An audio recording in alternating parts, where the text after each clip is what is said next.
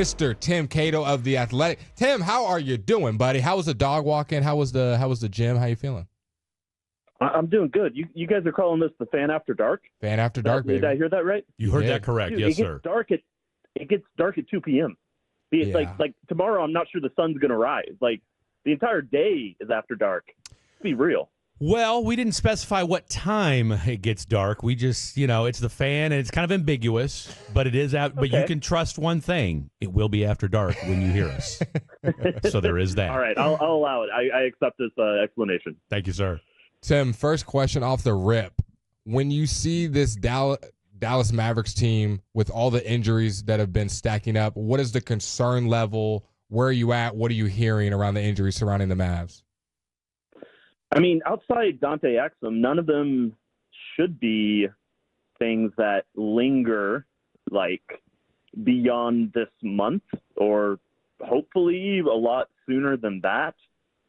These are injuries that are annoying, but they're not serious. It is weird that pretty much everybody who's out just kind of popped up on the injury report. None of them were in-game suffered. I mean, even Exum, like literally every player who was injured got injured in ways that were, like kind of spooky, kind of jump scare. It's just like all of a sudden this guy, not available. Concern level, I would say that Dallas, they've got tough games coming up. I think they'll be fine. All summer, ever since the offseason, I think pretty much everybody was saying this was a really deep team, and some of the depth still needs to prove itself, but this is the time. This is why you're deep. This is why there's depth, and this is the time for them to prove themselves. I don't think that Dallas, if they need to go, 2 weeks at 500 basketball, I don't think it's the end of the world, and I don't expect, based off the injuries they have right now, that they would do any worse than 500. Circle back to me if that's not the case and they start dropping games at a more serious rate than that.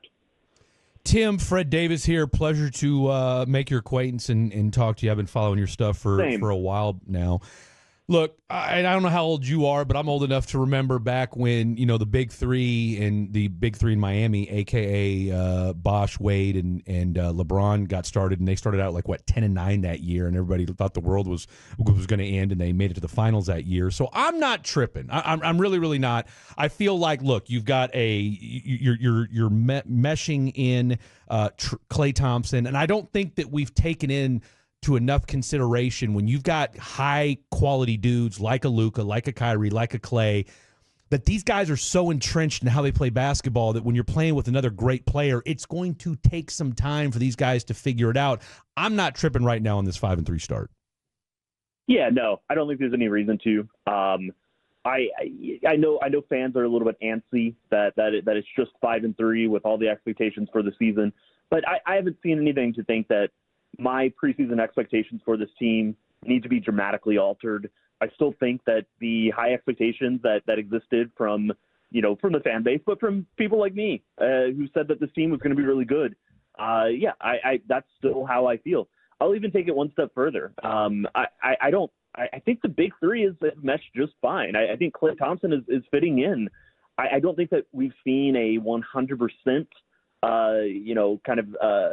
guy who is conformed to playing with Luka and Kyrie, but we're seeing a pretty good Klay Thompson out there who looks pretty good. Kyrie Irving has been very, very good. It's really just Luka who is, a bad Luka is one of the best players in the world, but he hasn't been the best player in the world or top 2 or top 3 or anything quite like that just yet. I thought his game last night was really good against Chicago. I thought that his approach, the passing, the willingness to give it up and get it back, the past 2 games or his first 2 games was double-digit assists. And some of that is the way that teams are playing him. But that's really important for him. I think Dallas's offense works best when Luka is passing into buckets. And we're finally seeing a little bit of that. And look, there's no concern about Luka either. He hadn't played basketball in 4 months, and now he's getting back, his just the rhythm and the touch. He's always got incredible touch, but it's starting to come back, especially around the rim, kind of in the paint, those little floaters he takes. That's going to be really important, but it's going to come back. And once that does, I think this offense specifically is going to look like the offense that we expected. And for me personally, I thought it could be the best in the league. I really did. You're listening to Tim Cato of DLLS Sports. Tim, when you look at the way the starting lineup has been constructed and going forward with Gafford, with PJ there, do you think there should or will be any switch up? We've seen Najee Marshall have great games over the last 2 games. We know what Derek Lively can prove. Would you make any change to it, or do you think PJ and Gafford is how you ride out the season, barring everybody healthy? It's a good question. I don't know yet. It's a question I was asking all offseason. Is the starting lineup, are there going to be questions about it? Is the defense going to hold up? Weirdly enough, they're third best in the league right now in defensive rating, but a lot of that is more geared towards the teams they've played and kind of beating up defensively on bad teams. But yeah, I want to keep seeing reps of this team. I think that the silver lining to PJ Washington is that now we get some looks at Najee Marshall stepping in here and to see what he can do. So yeah, I think it's a really good question. I am just not. I haven't seen enough either direction to really answer it. Based off what I've seen right now, I don't think there's any reason to change the starting five that they entered the year with. I just think that once they start playing some better teams, maybe that's something that I'll revise or circle back to. But yeah, get back to me then, and we can have this discussion. And sticking with the bench, one thing that I've noticed and fans of have tweeted at us, when you look at Quentin Grimes, Spencer Dinwiddie, and Jaden Hardy, you've seen a lot of inconsistent play from all 3 of those guys. They have a good game here. Next couple of games, not so much. What role do you think they're playing in that backup role? What do you think the front office is thinking of it with Dante Exum out? Do you think Exum, when he is back healthy, steps right into that second guard role? How have you seen the bench kind of guard rotation play out? Well, the front office definitely viewed Quentin Grimes as the player who was ahead of those 3. They thought that he was going to be a really valuable contributor, and it's 8 games into the season. He's in the rotation every night. He's had a short leash in a few games where he was ineffective, but I still believe that he's going to be a really good contributor for this team, and we've seen some good games from him. It doesn't take inside sourcing to know that the front office really liked Quentin Grimes. Mark Stein's reporting was that they almost came to a deal with him, an extension right before the season. But it's good to have depth. It's good to have players that can rotate in and out and give you slightly different looks. I still really like Jaden Hardy. I think Spencer Dinwiddie has value as a spot-up shooter and a guy who can pass a little bit. So, and for Exum, yes, I do think that Exum is a rotation player for this team. I just think he's really good. I think that we saw that last season, and I do think that once he gets back, obviously it's going to take some time for him to be back, but I do think that he should and will be a rotation player for this team. I think he adds something that those other 3 guys don't. But, having depth in that area, if there's, these players have been inconsistent. You're absolutely right. Having depth is a sort of half answer to that, because you can just keep cycling them in and out and finding the guy who sticks. And I think for the most part, so far this season, they've done that. It'd be great if they had some more consistency, here coming in the next few weeks. Tim Cato, DLLS Sports, joining us here on the D&M Leasing Hotline, talking all things Dallas Mavericks. And since my boy stole my thunder with the Quentin Grimes question, because I'm with you, I'm with the front office. I'm expecting big things out of my boy Q. Dot, and left me a little, leave me a little nervous so far to start the game. But you're right; it's only 8 games into the season. That being said, Derek Lively already, a little bit of a shoulder injury. Do we know what the extent of this injury is? And I know the guys in G-Bag have talked about this. Are we worried a little bit about Derek Lively's durability? I think it's a fair question, but it's also, you've got to think that this is a 7'1" kid who's 20. Think about what that does to a human body. I don't worry too much about very tall players coming into the NBA who have injury problems, and none of these have been super serious injuries. It's been sprained ankles. It's now a shoulder thing. That one's a little bit more concerning. That can linger. But it's not stuff specific to like his knees or his back or any of those things that would really concern you. I think that, yes, obviously he's been a little bit unreliable in terms of his availability. I am really, really reticent to slap a unavailable tag onto any player who's not at least like 4 years into the league and like 22, 23, 24. I think there's plenty of time for him to figure this out. So yes, right now this has proven to be a bit of an issue. I think that there's plenty of time to let it play out, and hopefully it sounds like he shouldn't miss too much more time with this injury that he has right now. Mavs next couple games at the Suns, Nuggets, then you got Warriors for that NBA Cup group stage. What are you trying to see out of the Dallas Mavericks early in the season over these next couple weeks? Defense, offense, rotations. What is Tim Cato looking at in the next couple weeks for the Mavs? Yeah, I think that just starting with the offense and the cohesion, that's the big thing for me. I think a lot of it starts from Luka and him just getting back to that version that I talked about. I think one really interesting thing is how teams are playing him. And maybe more specifically, are they going to keep, really clamping down on the rollmen? Are they going to keep not over-helping? Dallas hasn't been generating as many open threes as they did last season. Some of that is that they have better shooters. So teams have to stick to them a little bit more. But, and certainly the lob dunks. I think anybody watching this team has seen that the lob dunks are not nearly as prevalent. This is not the new Lob City in the way they were after the trade deadline. That's been suppressed to an extent.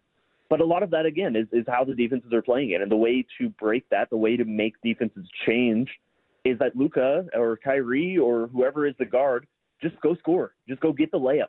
Or in Luka's case, he's so good. And that's why I bring up his touch and these little floater range shots.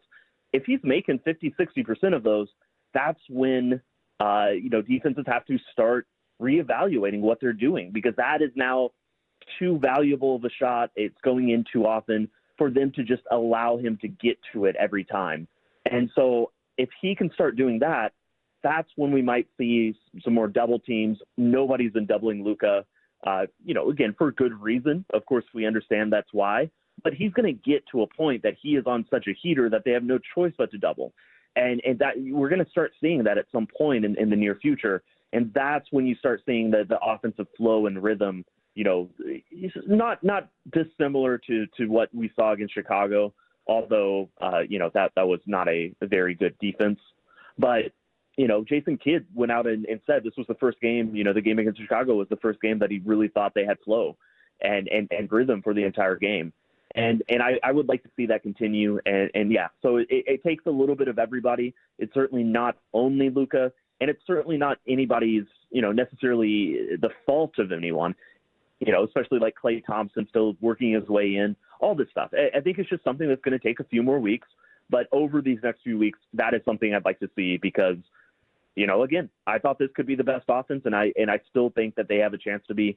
And I think that's coming in the next few weeks.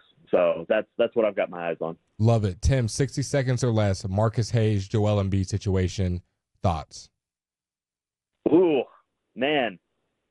Marcus, that was so over the line, journalistically.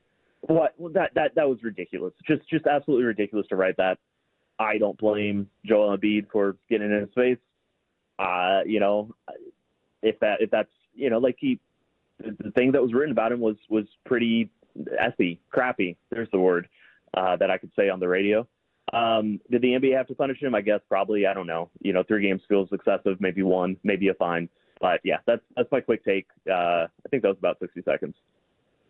That was a solid take. You know what? I'll say this much because Blake and I talked about this last night. I didn't necessarily have an issue with what he said, bringing up the son about why he, his using his son as inspiration. I did think he stepped over the line, bringing up the dead brother. Yeah.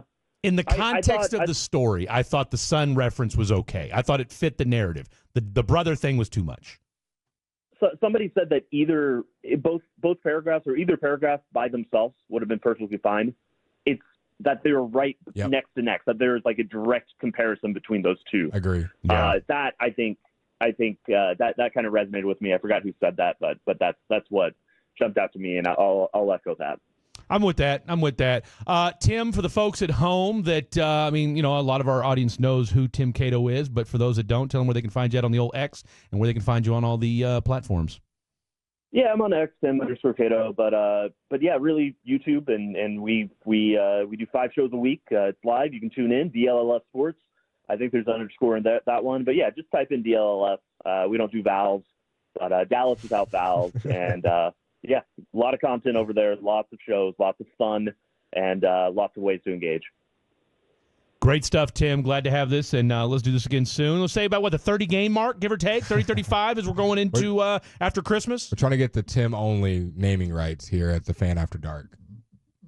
I'm just saying, make an offer. I like it.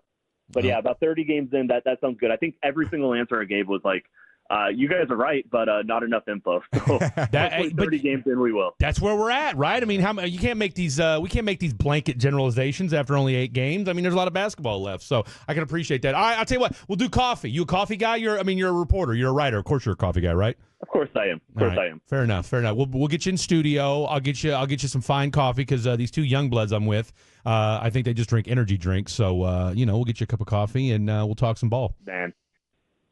Sounds like a great plan. Love it. We'll do it. Love it. Tim, great stuff from you. Have a great night. You guys as well.